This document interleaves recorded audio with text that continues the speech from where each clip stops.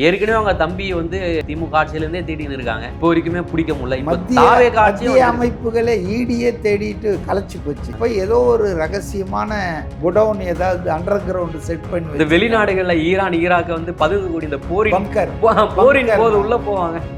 அதுலயே எல்லா வசதியும் இருக்கும். ஒரு 5 ஸ்டார் ஹோட்டல் எடுத்து தங்கி இருந்திருக்காங்க. திருநாவுக்கரசு, நரேஷ்லாம், அசோக் குமார், செந்தில் பாலாஜி தம்பி வந்து அவங்க மெட்ராஸுக்கு வந்து இவங்களை அந்த ஹோட்டல்ல வச்சு சந்திச்சிருக்கிறாரு. அவர் என்ன சொல்லிடுறாருன்னா, இதுதான் முதலும் கடைசியுமா நான் உங்களை வந்து பார்க்குறேன்னு சொல்லிட்டு போயிருக்காரு. திருநாவுக்கரசு, இந்த நரேஷ்லாம் வந்து ரொம்ப சாதாரணமான ஆட்கள். ஒரு எம்எல்ஏக்கு 35லேருந்து 50 கோடி தரேன், இதனுடைய டோட்டல் ப்ராஜெக்ட் காஸ்ட் 180 கோடினா இவங்களுக்கிட்டலாம் தெருக்கோடி தான் இவங்களுக்கெல்லாம் தெரியும். ஆச்சி மசாலா எந்த சமையலும் ருசி தேடும் ரகசியம் 20 ரூபாய். ஊத்தங்கரை எம்எல்ஏ இளையராஜா, அது வந்து ஸ்ரீவைகுண்டம் எம்எல்ஏ சரவணன். 2 பேரும் ஆளுங்கட்சி எம்எல்ஏக்கள். அவர் இன்னொரு பயமா ஒரு விஷயம் சொல்றாரு, இடைத்தேர்தல் வர வைக்கிறதுக்காக இவர் மசிய மாட்டேன்றாருன்னு லாரியில் அடிச்சு கொள்ளுடுன்ற அளவுக்கு பயமுறுத்தி இருக்காங்க. அவர் வந்து சொல்லியிருக்காரு. தாவேகா ஆட்சி அமைந்ததை விரும்பாத நபர்கள் தான் இன்னைக்கு அணி சேர்ந்துட்டாங்க. இதுல அதிமுகவுக்கும் பங்கு இருக்கும். அதிமுகவுக்கு என்ன பங்கு இருக்கு? இந்த 9 பேர்ல ஒரு ஆள் அதிமுக ஆளு. மெரிபா பன்னீர் சோடா, ஐ ட்ரஸ்ட் மெரிபா. இப்போ அதிமுக திமுக ஒன்னா இணைஞ்சு தாங்க எல்லா வேலையும் பண்ணிட்டு இருக்காங்க. 4ஆம் தேதி நைட்லேருந்து அவங்க ஒன்னாயிட்டாங்க. ஆட்சியே அவங்க அமைக்கிறதுக்கு ட்ரை பண்ணாங்க. கூட்டணி கட்சிகள் வந்து ஒத்துழைக்காதால அது ஃபெயிலியர் ஆயிடுச்சு.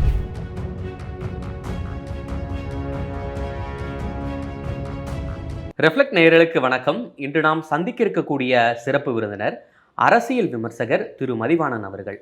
சார் வணக்கம். சார் வணக்கம். உச்சநீதிமன்றம் வந்து அந்த இதுவை தள்ளுபடி செஞ்சிருச்சு, அவங்களுக்கு ஒரு பின்னடைவாக மாறிடுச்சு. அதுக்கு அடுத்து வந்து திமுகவுடைய எம்பி வில்சன் சொல்கிறாரு, அமைச்சர் ஆதவ் அர்ஜுனா பேசியது வந்து தனியாக வந்து வழக்கு தொடர உச்சநீதிமன்றம் அனுமதி கொடுத்துருச்சு அப்படின்ற போல. ஒரு அனுமதியும் கொடுக்கலைங்க. அந்த வில்சன்லாம் வந்துங்க வேஸ்ட்டு. நாமெல்லாம் தான் பார்த்துட்டு இருக்கோம். அவங்க என்ன சொன்னாங்கன்னா, விரக்தியின் வெளிப்பாடா அதுதான் இப்படி இல்லை. அதாவது இவங்க மனுவை தள்ளுபடி, அந்த செட்டியார் கடையில் போனால் உப்பு இருக்குதானா இல்லைன்னு சொல்ல மாட்டாராம், பப்பு இருக்குதுன்னு வரான். பப்பு, அதாவது உப்பு இருக்குதானா பப்பு இருக்குதானா, எது இல்லையா அது இவங்க போனது எதுக்காக? கல் உப்பு கேட்பாங்க, அந்த மாவு உப்பு இருக்கு, சால்ட் உப்பு இருக்கு, வாங்க. அது வியாபாரிகள் தந்திரம் என்னன்னா, எது இருக்குதோ அதை சொல்லுவாங்க. அவங்க கேட்கறது இல்லைன்னா இல்லைன்னு சொல்ல மாட்டாங்க. அது போல இன்னைக்கு வழக்கறிஞர் மட்டும் இல்லை, அவர் எம்பிங்க அவர் என்ன சொல்றாருன்னா, திமுக எதுக்காக போச்சு, கரூருக்கு விஜய் போகக்கூடாது, கரூரில் போய் அவர் அந்த நலத்திட்டங்களை அறிவிக்கக்கூடாது, உதவி பண்ணக்கூடாது, கம்பாசினேட் அப்பாயின்மெண்ட் அந்த 41 இறந்த குடும்பங்களில் வாரிசுகளுக்கு கொடுக்கக்கூடாது, அங்கே போய் மக்களை சந்திக்கக்கூடாது. இதுதானே போனாங்க உச்ச நீதிமன்றத்துக்கு. மெட்ராஸில் ஒரு உயர் நீதிமன்றம் இருப்பதையே மறந்துட்டு உச்ச நீதிமன்றத்துக்கு போனாங்க. சரி, உச்ச நீதிமன்றம் இவங்க கோரிக்கை ஏதாவது ஒன்றை ஏற்றுக்குச்சா? அதை சொல்ல அவர் என்ன சொல்றாருன்னா, ஆதவர் அர்ஜுனா மீது நீதிமன்ற அவமதிப்பு தொடுக்க இந்த கோர்ட்டு உங்களை போய் அவர் மேலே கேஸ் போடுங்கன்னு சொல்லிச்சா?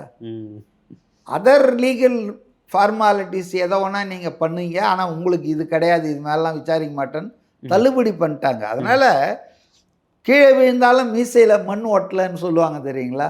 அது மாதிரி தான் வில்சன் வழக்கறிஞருடைய திமுக எம்பியுடைய பேச்சு இன்னைக்கு இருந்தது. அதனால் திமுகவுக்கு இது ஒரு பெரும் பின்னடைவு தான். சார், அதே போல் இந்த தாவேகா ஆட்சியை கவிழ்ப்பதற்கான அந்த பேரம் பேசிய விவகாரத்தில் செந்தில் பாலாஜியை வலை வீசி தேடி கொண்டு வராங்க. அவர் திடீர்னு வலை சிக்கல போல இருக்கு, சிக்கல வலையில சிக்காம ஜாமீன் கேட்டு மனு தாக்கல் செய்திருக்காரு. எப்படி பார்க்குறீங்க, எப்படி போகுது இந்த வழக்கு விவகாரம்? அதாவது அவரே இப்போ ஒத்துக்கிறாருங்க, இந்த பேர்னா குதிரை பேரத்திலையா ஒத்துக்கிறாரு. இதன் மூலம் அவர் அக்செப்ட் பண்றாரு. அப்படிதான் நான் நினைக்கிறேன். ஒரு சாதாரண ஆள் மாதிரி முன்ஜாமீன் கேட்பது மூலம் அப்படிதான் நம்ம உணர முடியுது. முன்ஜாமீன் கேட்பதை நான் அப்படி பார்க்கல. ஒளிந்து கொண்டதை, தலைமறைவானதை, செல்போனை சுவிட்ச் ஆஃப் பண்ணிட்டதை, மறைந்து வாழ்வதை நான் வந்து அவருடைய குற்றத்தை அவர் ஒத்துக்கொள்வதாகத்தான் நான் கருதுகிறேன்.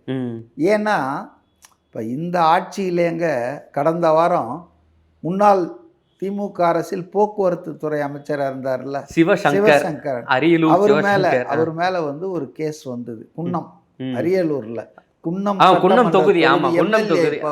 அரியலூர் மாவட்டத்துக்கெல்லாம் எம்எல்ஏ கிடையாது. அச்சா.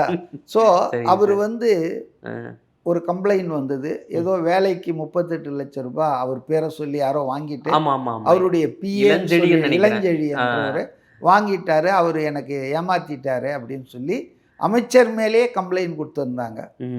ஸோ அந்த கம்ப்ளைண்ட்டை விசாரிக்கணும்னா வழக்கம் போல் காவல்துறை சம்மன் கொடுத்தது. சிவசங்கரன் ஓடி போய் தலைமறைவாகலையே, செல்போனை ஆஃப் பண்ணிட்டு பதுங்கலையே, நேராக கமிஷனர் ஆஃபீஸுக்கு வந்தார். யார் அந்த காவல்துறை அதிகாரி அவரை கூப்பிட்டாரோ அவர்கிட்ட போய் குறித்த நேரத்தில் ஆஜராகி அவங்க கேட்ட கேள்விகளுக்கு என்கொயரிக்கெல்லாம் இவர் பதில் சொல்லிட்டு இவர் தரப்பை எடுத்து வச்சுட்டு வந்தது. வெளியே வந்து செய்தியாளர்கிட்ட பேசும்போது என்ன நடந்தது, என்ன கேட்டாங்க, நான் என்ன சொல்லியிருக்கேன்னு சொல்லிட்டு வீட்டுக்கு போயிட்டார். அவ்வளோதான். அவரும் ஒரு திமுக அமைச்சர் தான், முன்னாள் அமைச்சர். சரி, செந்தில் பாலாஜி இதே மாதிரி வந்து சொல்கிறதுக்கு என்ன அவருக்கு பிரச்சனை? மடியில் கனம் இருக்குது, அதனால் வெளியே வந்தார்னா மாட்டிக்குவார். இப்போ ஏற்கனவே 9 பேர் மேலே அரெஸ்ட் போட்டு காவல்துறை அவங்கள கைது பண்ணி வச்சிருக்காங்க. இப்போ அவங்க கையில் விசாரித்தா பல தகவல்கள் தெரியுது. ஒரு 5 ஸ்டார் ஹோட்டல் எடுத்து தங்கி இருந்திருக்காங்க 2-3 நாள் இந்த திருநாவுக்கரசு, நரேஷ்லாம். இவர் வந்து அசோக் குமார், செந்தில் பாலாஜியின் தம்பி வந்து அங்கே மெட்ராஸுக்கு வந்து இவங்களை அந்த ஹோட்டலில் வச்சு சந்திச்சிருக்கிறாரு. அவர் என்ன சொல்லிடுறாருன்னா, இதுதான் முதலும் கடைசியுமா நம்ம சந்திக்கிறது, இனிமேல் நீங்கள் கரூரில் அந்த மிஸ் நடத்துறாருல கார்த்திக், செந்தில் பாலாஜியின் வலதுகாரம், எப்பவுமே விசாரணை பினாமிகள் எல்லாமே இவருடைய எந்த சோதனை நடந்தாலும் கரூர் மிஸ்ன்றது நினைவு வந்து. அப்போ அவங்க தான் இனிமேல் உங்ககிட்ட பேசுவாங்க, இதுதான் முதலும் கடைசியுமா நான் உங்களை வந்து பார்க்குறேன்னு சொல்லிட்டு போயிருக்காரு. இது எல்லாத்தையும் அவங்க கக்கி இருக்காங்க விசாரணையில். ரெண்டாவது, இந்த மொபைல் ஃபோன், வாட்ஸ்அப் சேட்டை எல்லாத்தையும் எடுத்துட்டாங்க போலீஸு. இப்போது கம்ப்ளீட்டாக இதுக்கு வந்து கரூரில் தான் இந்த சதி திட்டம் உருவாகி இந்த ப்ராஜெக்ட் அங்கே தான் ஆரம்பிச்சிருக்கு. ப்ராஜெக்டுக்கு இது போட்டிருக்காங்க, அதாவது பூஜை போட்ட இடம் வந்து கரூர் தான், சென்னை இல்லை, சென்னை கிடையாது. அதே போல் இந்த ஆட்கள்லாம் சாதாரண ஆட்கள். இந்த திருநாவுக்கரசு, இந்த நரேஷ்லாம் வந்து ரொம்ப சாதாரணமான ஆட்கள். இவங்கெல்லாம் வந்து ஒரு எம்எல்ஏக்கு 35 to 50 கோடி தரேன், இதனுடைய டோட்டல் ப்ராஜெக்ட் காஸ்ட் 180 கோடினா இவங்கக்கிட்டலாம் தெருக்கோடி தான் இவங்களுக்கெல்லாம் தெரியும். அப்போ ஃபண்டு வேற யாரோ கொடுக்குறாங்கன்னு தானே அர்த்தம். ஆமாம், ப்ராஜெக்டை நீங்கள் எக்ஸிக்யூட் தான் பண்ண போகிறீங்க, நீ ஒரு கடைமட்ட தொழிலாளி. ஆமாம், உங்களுக்கு ஒரு கூலி கிடைக்கும், அதுக்கு ஒரு சம்பளம்னு கொஞ்சம் ஊதியம்னு கூட சொல்லிக்கலாம், உழைப்புக்கேற்ற ஊதியம் கிடைக்கும். ஆனால் இந்த ப்ராஜெக்ட் ஃபண்டு பண்ணுறது யாரா, இது ஒரு பெரிய கேள்வி. 180 கோடியை ஒரு ஆள் இதுக்காக செலவு பண்ணுறாருன்னா அப்போ அவர் எப்படியாப்பட்ட ஆளாக இருப்பார்? அவர் ஊரை அடித்து உலையில போட்ட ஆளாக தானே இருக்க முடியும்.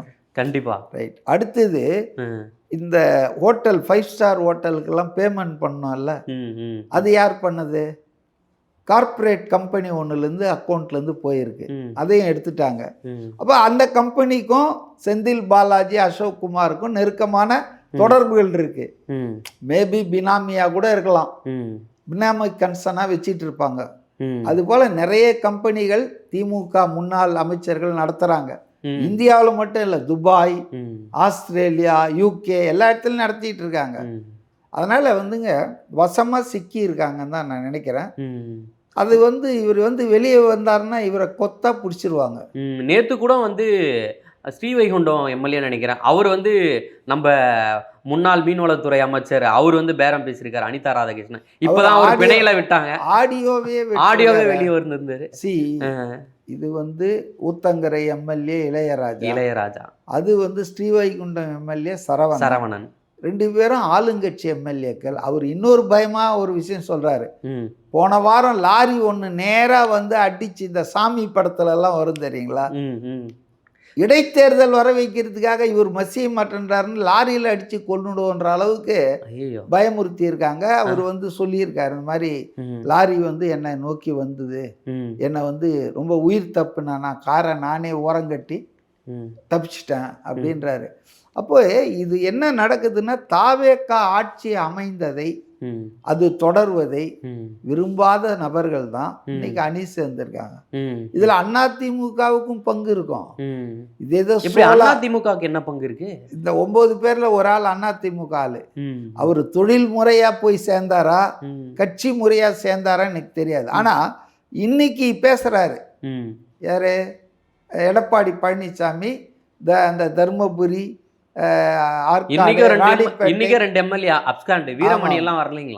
அந்த கூட்டத்துல தான் அவர் சொல்றாரு, இந்த ஆட்சி கவிழ்ந்து விடும், 5 ஆண்டு நீடிக்காதுன்றார்.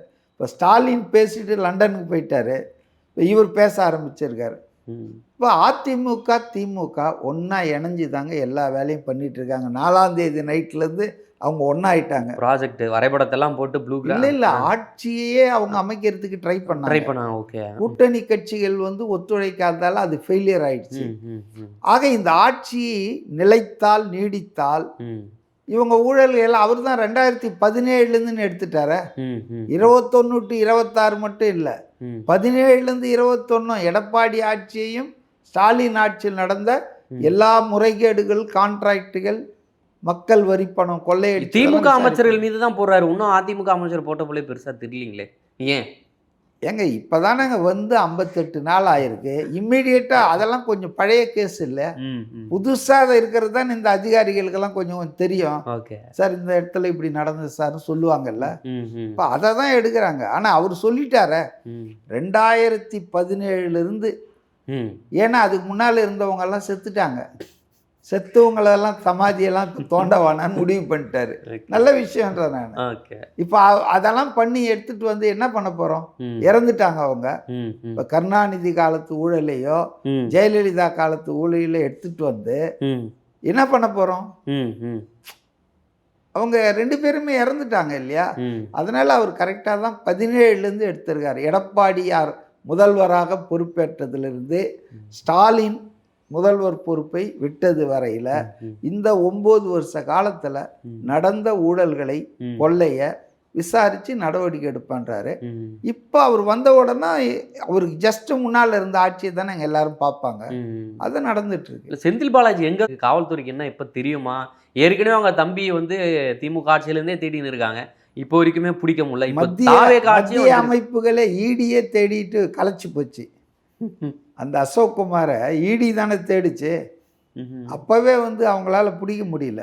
அப்போ ஏதோ ஒரு ரகசியமான குடவுன் ஏதாவது அண்டர் கிரவுண்ட் செட் பண்ணி வெளிநாடுகள்ல ஈரான் ஈராக்க வந்து பதுங்கக்கூடிய இந்த போரின் போது உள்ள போவாங்க. அதுலயே எல்லா வசதியும் இருக்கும். எல்லாம் நியூஸ் பார்த்துட்டு இருப்பாங்க, மொபைல் யூஸ் பண்ண மாட்டாங்க. அப்படி பண்ணா கூட வேற ஏதாவது நம்பர் வாங்கின்னு உள்ள போயிடுவாங்க. அது மாதிரி ஏதோ ஒரு இடத்துல இந்தியாவில தான் இருக்காங்க, தமிழ்நாட்டில் தான் இருக்காங்கன்னு தான் நான் நினைக்கிறேன். செந்தில் பாலாஜி பல ப்ராஜெக்ட்ல கமிட் ஆயிருக்காரு போலீங்களா? ஏற்கனவே வந்து இந்த ஊழல்ல தான் அவர் ரொம்ப ஊழல், இது போல எலக்ட்ரிசிட்டி, அது போலதான் டாஸ்மாக் பிரபலமா எல்லாத்துலயும். அதே போல அவர் அது அதிமுக போக்குவரத்து துறை அமைச்சராக இருந்த போது அந்த ஊழல் இருக்குது. அதாவது ஜாப் அதாவது டிரைவர், கண்டக்டர், அதான் ஒரிஜினல் கேஸ். அதனால இவர் எங்க இருந்தாலும் கையை விட்டு வாருவாருங்க.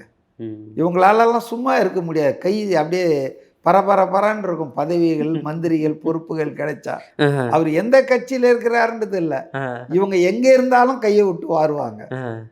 செந்தில் பாலாஜி அது மாதிரி ஆள் தான். Okay okay okay. இது பின்னாடி இன்னும் வந்து தோண்ட தோண்ட பெரிய பெரிய கைகள்லாம், பெரிய தலைகள்லாம் சிக்க வாய்ப்பு இருக்குன்னு நினைக்கிறீங்களா? அதாவது இந்த ஜூனியர் விகடன் அந்த செய்தி 2 வாரத்துக்கு முன்னால வந்தது உண்மை என்றால், அதாவது திமுக தலைமை அசைன்மெண்ட் கொடுத்துருக்குது அப்படின்னா செந்தில் பாலாஜியும் எய்தவன் தானே.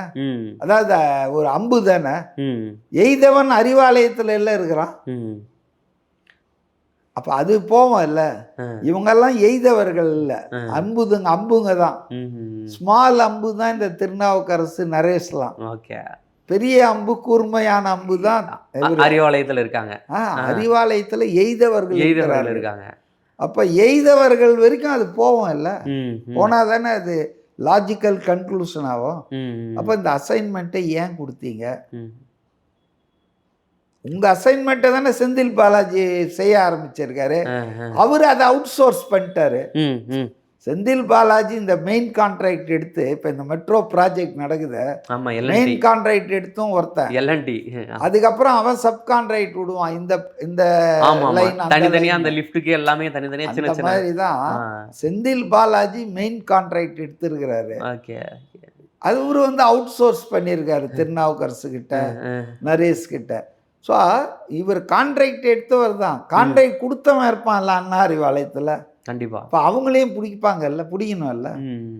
இப்போ செந்தில் பாலாஜியே தீர்மானிச்சு இதை செஞ்சிருக்கிறதுக்கு வாய்ப்பே கிடையாது.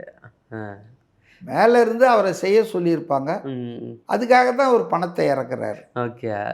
இந்த வழக்கு விசாரணை எல்லாம் இறுதி செய்யப்பட்டு சிறைக்கெல்லாம் போயிட்டாங்கன்னா மக்களிடையே திமுக மீதான அந்த நம்பகத்தன்மை எப்படி இருக்கும்? திமுக மீதான இப்பவே திமுக வந்துங்க மக்கள் நம்பிக்கை இழந்ததால் தான் படுதோல்வியை சந்திச்சது. ஸ்டாலின் வந்து எம்எல்ஏ ஆக முடியாம போனது மக்கள் வந்து மனங்களில் வாழ்கிறேன்னு இவர் கதை விடுறாரு. சட்டமன்றத்துக்குள் என்னை தேடாதீர்கள் முதல்வரே, மக்கள் மனதில் இருந்த கொளத்தூர்ல ஏன் இந்த மாதிரி தோக்குறீங்க? சென்னை, காஞ்சிபுரம், திருவள்ளூர், செங்கல்பட்டு இந்த 4 மாவட்டத்தில் இருக்கிற ஒரு 50-60 தொகுதியில் 2 தொகுதியில் தான் ஜெயிச்சிருக்கீங்க. அந்த 2 தொகுதியும் பணத்தை எவ்வளோ வாரி இறைச்சிங்கன்றது எல்லாருக்கும் தெரியும். இப்போ திமுக 50 தொகுதிக்கு மேலே ஜெயிச்சதுன்னா அது மக்கள் ஆதரவோடு ஜெயிக்கலை, மக்களுக்கு பணம் கொடுத்து அவங்கள ஆசை காட்டி மோசம் பண்ணி தான் ஜெயிச்சிருக்கு. ஆனால் தாவேகா 108 இடத்துல ஜெயிச்சதுன்னா அது மக்கள் தேர்ந்தெடுத்தாங்க. அதை 10 பைசா கிடையாது, செலவு பண்ணல, அவங்க டான்ஸ் போடல, அவங்க எதுவுமே செய்யல. முதல்வர் ஆகணும் விஜய்ன்னு சொன்னாங்க, ஜெயிச்சிட்டாங்க.